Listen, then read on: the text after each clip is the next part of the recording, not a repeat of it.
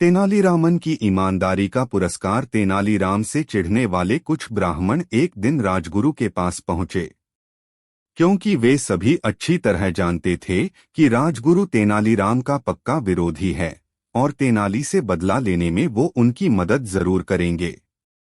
राजगुरु और ब्राह्मणों ने मिलकर सोचा, क्यों न तेनालीराम को अपना शिष्य बनाने का बहाना किया जाए। शिष्य बनाने के नियमानुसार तेनालीराम के शरीर को दागा जाएगा और इस प्रकार हमारा बदला भी पूरा हो जाएगा। फिर राजगुरु उसे निम्न कोटि का ब्राह्मण बताकर अपना शिष्य बनाने से इनकार कर देंगे। अगले ही दिन राजगुरु ने तेनालीराम को अपना शिष्य बनाने की बात बताने के लिए उसे अपने घर बुलवाया। चतुर तेनालीराम राजगुरु की बात सुनकर तुरंत समझ गया कि दाल में जरूर कुछ काला है। आप मुझे अपना शिष्य कब बनाएंगे? तेनालीरामन ने कुछ इस अंदाज में पूछा कि राजगुरु को उस पर बिल्कुल भी शक न हो। इस मंगलवार को मैं तुम्हें अपना शिष्य बनाऊंगा। उस दिन तुम स्नान करके मेरे द्वारा दिए गए नए वस्त्र धारण करके मेरे पास आ जाना। उसके बाद तुम्हें 100 स्वर्ण मुद्राएं भी दी जाएंगी। उसके बाद विधिवत तरीके से मैं तुम्हें अपना शिष्य स्वीकार कर लूंगा। राजगुरु ने कहा, ठीक है, मैं उस दिन आपके घर आ जाऊंगा। इतना कहकर तेनालीराम अपने घर चला गया। घर पहुंचकर उसने यही सब बातें अपनी पत्नी को बता दी। तब उसकी पत्नी बोली, आपको राजगुरु की ये बातें नहीं माननी चाहिए थी, क्योंकि राजगुरु बिना किसी मतलब के कभी कुछ नहीं करता। इसमें उसकी जरूर कोई न कोई चाल होगी। तेनालीराम, राजगुरु को तो मैं देख लूंगा। अगर वो शेर है तो मैं सवा शेर हूं। अच्छा, तो फिर आप क्या करोगे? पत्नी ने पूछा।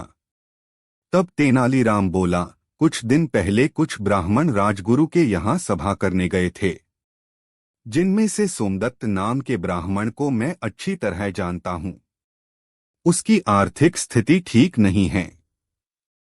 मैं उसे कुछ स्वर्ण मुद्राओं का लालच देकर राजगुरु के यहाँ हुई सारी बातों के बारे में पूछ लूंगा। अगले ही दिन तेनालीरामन सोमदत्त के यहाँ पहुंच गया। कुछ देर बात करने के बाद उसने सोमदत्त को 10 स्वर्ण मुद्राएं देते हुए कहा, मुझे तुम्हारी आर्थिक स्थिति ठीक नहीं लग रही है, इसलिए तुम ये मुद्राएं रख लो और मुझे राजगुरु के घर हुई सारी बातें बता दो।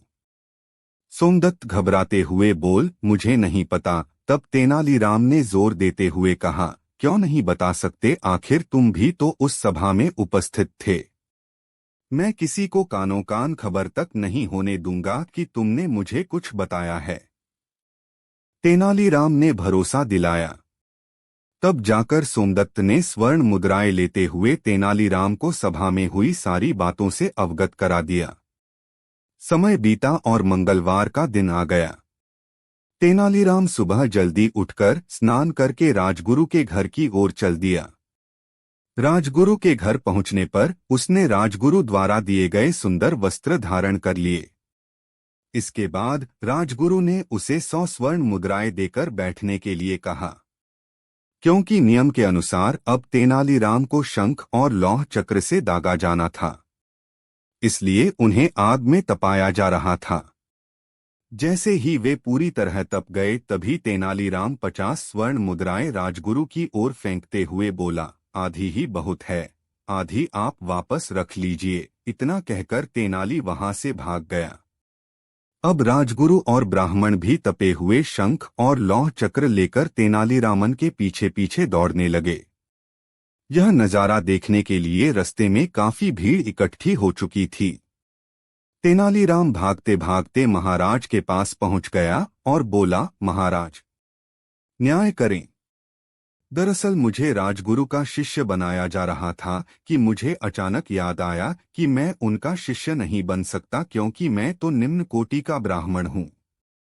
वैदिकी ब्राह्मण ही राजगुरु का शिष्य बन सकता है। इसलिए आधी विधि होने के कारण मैंने 50 स्वर्ण मुद्राएं रख ली और 50 स्वर्ण मुद्राएं राजगुरु को वापस दे दी। फिर भी वे मुझे दगवाने के लिए मेरे पीछे आ रहे हैं अब राजगुरु और सभी ब्राह्मण भी वहां आ पहुंचे तो महाराज के पूछने पर राजगुरु को स्वीकारना पड़ा कि तेनालीराम उनका शिष्य नहीं बन सकता। राजगुरु ने असली बात छिपाते हुए महाराज से क्षमा मांगते हुए बोले, मैं यह भूल गया था कि तेनालीराम निम्न कोटि का ब्राह्मण है। तभी महाराज बोले, तेनालीराम की ईमानदारी के लिए तो उसे इनाम मिलना चाहिए। इतना कहते ही महाराज ने तेनालीराम को 1000 स्वर्ण मुद्राएं इनाम के तौर पर दे दी। बेचारे राजगुरु और ब्राह्मणों की बदला लेने की योजना तो धरी की धरी रह गई। कीमती उपहार लड़ाई जीतकर राजा कृष्णदेव राय ने विजय उत्सव मनाया। उत्सव की समाप्ति पर राजा ने कहा, लड़ाई की जीत अकेले मेरी जीत नहीं है, मेरे सभी साथियों और सहयोगियों की जीत है।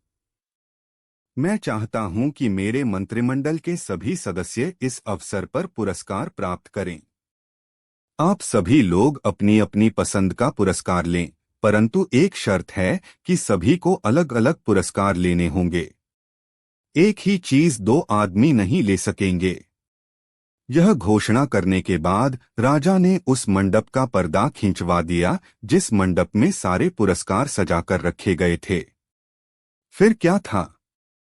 सभी लोग अच्छे से अच्छा पुरस्कार पाने के लिए पहल करने लगे। पुरस्कार सभी लोगों की गिनती के हिसाब से रखे गए थे।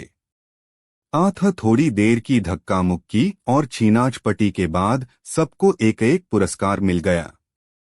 सभी पुरस्कार कीमती थे। अपना अपना पुरस्कार पाकर सभी संतुष्ट हो गए। अंत में बचा सन से कम मूल्य का पुरस्कार, एक चांदी की थाली। यह पुरस्कार उस आदमी को मिलना था जो दरबार में सबके बाद पहुंचे, यानी देर से पहुंचने का दंड। सब लोगों ने जब हिसाब लगाया तो पता चला कि श्रीमान तेनालीराम अभी तक नहीं पहुंचे हैं। यह जानकर सभी खुश थे। सभी ने सोचा कि इस बेतुके, बेढंगे व सस्ते पुरस्कार को पाते हुए हम सब तेनालीराम को खूब चिढ़ाएंगे।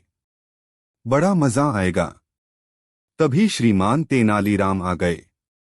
सारे लोग एक स्वर में चिल्ला पड़े, आइए तेनालीराम जी, एक अनोखा पुरस्कार आपका इंतजार कर रहा है। तेनालीराम ने सभी दरबारियों पर दृष्टि डाली। सभी के हाथों में अपने अपने पुरस्कार थे। किसी के गले में सोने की माला थी तो किसी के हाथ में सोने का भाला। किसी के सिर पर सुनहरे काम की रेशम की पगड़ी थी तो किसी के हाथ में हीरे की अंगूठी। तेनालीराम उन सब चीजों को देखकर सारी बात समझ गया। उसने चुपचाप चांदी की थाली उठा ली। उसने चांदी की उस थाली को मस्तक से लगाया और उस पर दुपट्टा ढक दिया, ऐसे कि जैसे थाली में कुछ